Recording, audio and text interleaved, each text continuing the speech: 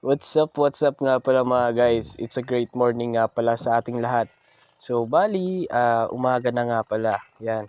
Bali, it's 5:30 nga pala in the morning. Tapos, andito pa rin tayo sa resort nga pala mga guys. So, bali nga pala, tulog pa ang lahat ng mga tao. Kaya, nag-decide ako na pumunta dito sa rooftop.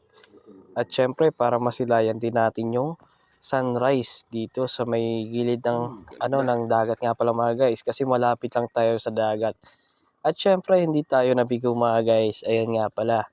Ayan, makikita natin yung araw. Ayan, bukang liwayway ng araw mga guys. Ayan, sobrang ganda. At syempre andito tayo sa rooftop at kitang-kita natin yung dagat at yung araw nga pala mga guys. At bali nga pala ay kakaunti nga pa lang yung mga gising dito sa ating mga kasama. Kaya sinamantala muna natin itong ganitong mga side